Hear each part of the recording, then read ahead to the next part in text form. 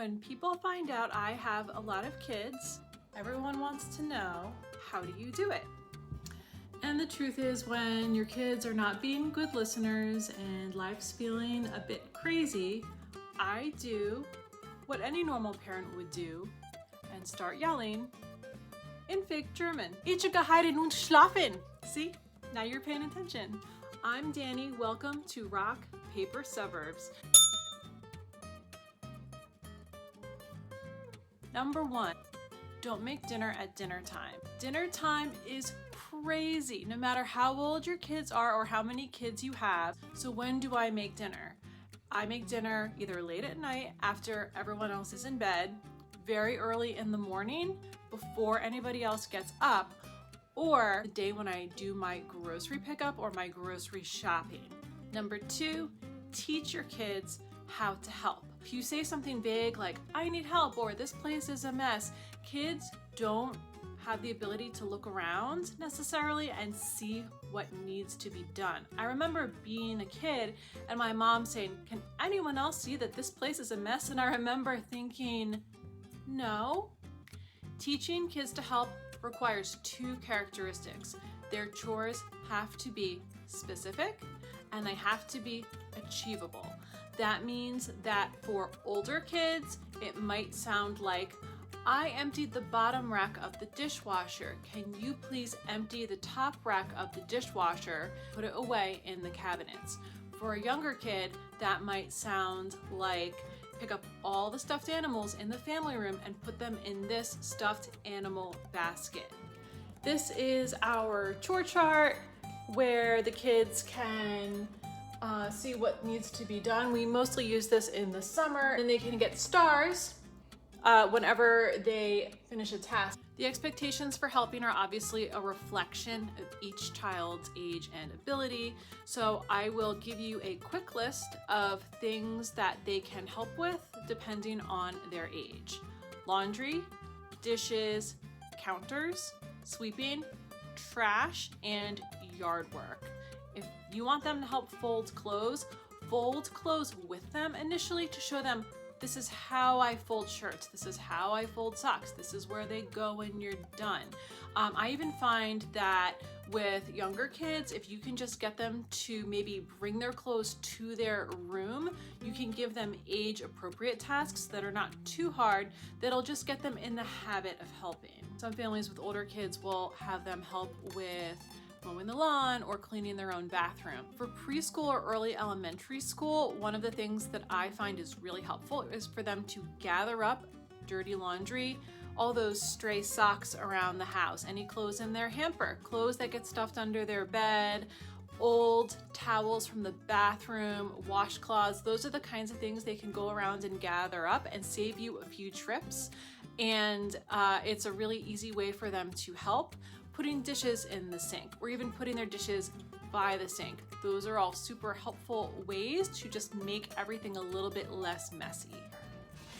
These are lightweight plates that I got from Target. They're really light and they're difficult to break, so I bought these because I thought the kids could help better if they had a plate that was lightweight and easy to load into the dishwasher. For little ones, my 2-year-old likes to put a new trash bag in the trash bin or a new clear bag in the recycling bin. He also likes to help lift the bags out when the bags get full, and he helps me walk them to the bigger trash bin, or he helps me take the trash bin out to the curb if it's trash and recycling night. So you have to keep in mind that children are children, even big children are children, and it really helps to be as specific as possible when it comes to getting them to help.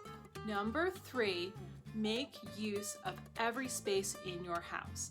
How many of us have a room in our house, like a formal living room or a dining room or a guest room, that we are just not using? Think about what it's costing you to have that unused space in your house. Let's suppose your mortgage or your rent is $2,000 a month and you have an 8-room house. That means that 1/8 of your mortgage or your rent is going to that room that you're not using. That's $250 a month for a room that you are not using. That's $3,000 a year. couple years ago, my formal dining room had been reduced to a depository for Amazon boxes. And we decided that that was not a good use of our space. And the kids were doing their homework on the kitchen table, which was hard because we actually needed to use the kitchen table to eat. So we turned our formal dining room into a homework room, and it works so much better. And that means we go into that room now every day, and we really use that room, and it is such a better use of space, and it makes us feel so much better that we really live in the whole house. That brings me to number 4, which is to have a parent mental health space. It doesn't have to be a room. It could be something as simple as a chair. This is my Walmart chair that I love. It has a comfy pillow and a blanket, and it just gives me a spot where I can sit down. I might sit here to give the baby a bottle. For some people, your spot, that's your place to sit and rest for 60 seconds, it could be the bed that you sleep in. If that's the case, make sure that it is clear of anything extra. No dirty laundry, no jackets, no toiletries. Make sure that it is clear and free of clutter so that if you just need 60 seconds or 5 minutes to just sit and close your eyes or take a break, it is available and it is peaceful. Number 5, do something to take care of yourself and keep it simple. It could be going for a walk for 5 minutes. It could be reading a book for 5 minutes. It could be getting your nails done. It could be talking to a friend, but make sure that it's consistent and make sure that it's achievable. And that way you'll feel like in this small way, you're looking out for yourself. When I had 1 child, when I had 2 children, I didn't think that I deserved that. I know that sounds really sad. Once I had my 3rd, I really had to change my mindset about that. But the point is that as a parent, you do need a break. If you've never been a parent or a stay-at-home parent, I know that probably sounds crazy, but I'm never even in the car by myself. Someone is always with me if I don't carve out that time. So my thing that I try to do is maybe exercise in my basement twice a week, in our unfinished basement that my husband says is like working out in prison. But honestly, if I can get away when the kids are napping, or if my older kids are home, I'll tell them, okay, you guys work on your homework, and then I'll come up and check on you in a few minutes.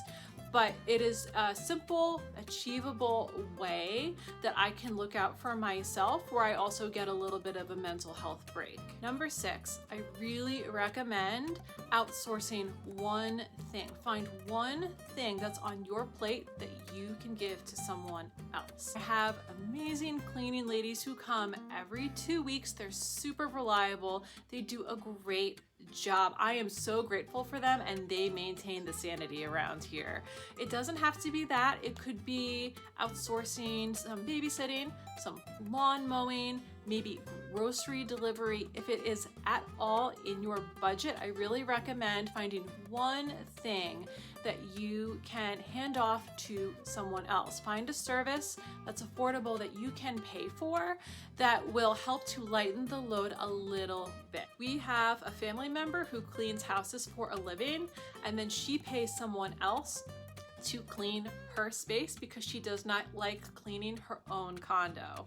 Whatever it is that helps you, I really recommend trying to fit that into your budget. Okay, number 7. You know that budget guidance that tells you to allocate every dollar you make and assign a purpose for that dollar? Your time is like that too. A lot of us make a list for the week of things we have to do, but I really recommend coming up with a weekly list that's broken down by day. So Monday, here are the things you have to do. Tuesday, here are the things you have to do. That way, if you know that on Thursday you are gonna run a specific errand, you don't have to think about it Monday, Tuesday, Wednesday. You can put that task out of sight, out of mind until the day when that task comes up on your to-do list. I recommend having 2 lists. One is a long-term list of big things that you need to get to at some point this year. and having a separate list that is for that week broken down by day. This is your short-term listings you have to achieve in the next 7 days. If it's something that's long-term that you're not going to get to that week, do not put it on your to-do list. It will only make you feel worse about what you've gotten done.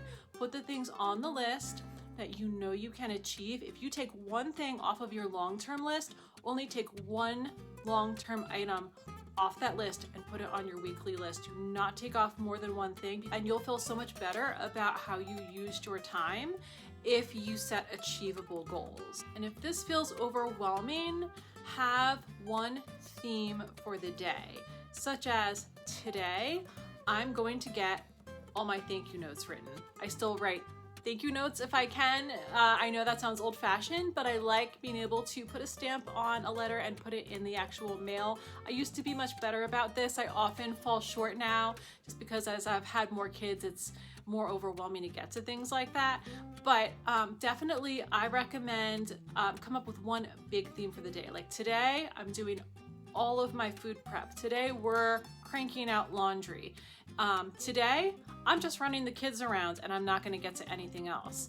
Maybe your theme for the day is just to keep your humans alive, and that is okay. Not every day is a day where you're gonna get anything extra done. So if it's a day where your goal is for everyone to just survive the day, that is okay.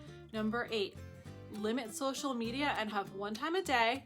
Give yourself maybe 5 minutes, maybe even set a timer, and then that's it. You will feel so much better at the end of the week if you know that you didn't spend it all on your phone. Number 9, have clothes that are practical and that allow you to get dressed quickly.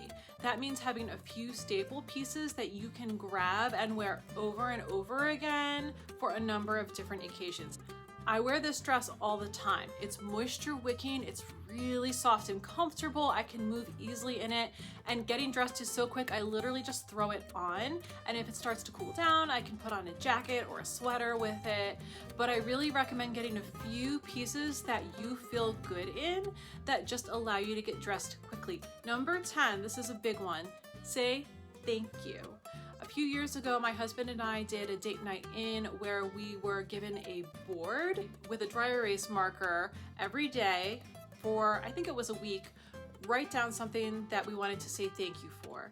So it could be something as simple as, thank you for giving the kids dinner, or thank you for emptying the garbage, or thank you for doing the dishes.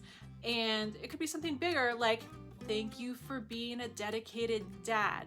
But it got us in the habit of saying thank you, and it made me realize how much I wasn't thanking my husband for all the things that he was doing for our family. I think this can happen in any relationship. It can happen with your kids, with your parents, with your friends, with your neighbors. So it really made us more conscious just to say thank you, and to say thank you for small things that maybe would otherwise go unacknowledged. You can say thank you to your kids. Thank you for that nice thing you did for your brother. Thank you for that nice thing you did for your sister. Or sometimes even just to say, thank you for being my daughter. Thank you for being my son. Number 11, let some things go.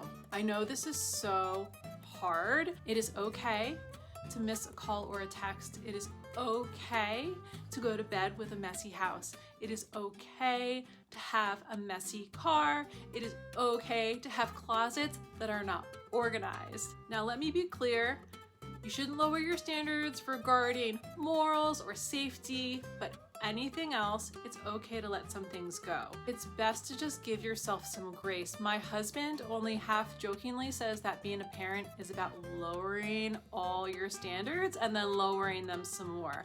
But it really is true. I mean, Hendrix drew on the wall a few days ago and it's still there and I haven't gotten rid of it yet. I actually think it's kind of cute. The nursery hasn't been painted in 12 years.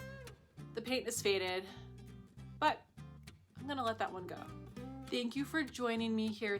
And if you have family life hacks, I would love to hear from you. Please put them in the comments and share with the rest of us. If this video was helpful for you, don't forget to subscribe so that you don't miss any future content. And I wish you all the best.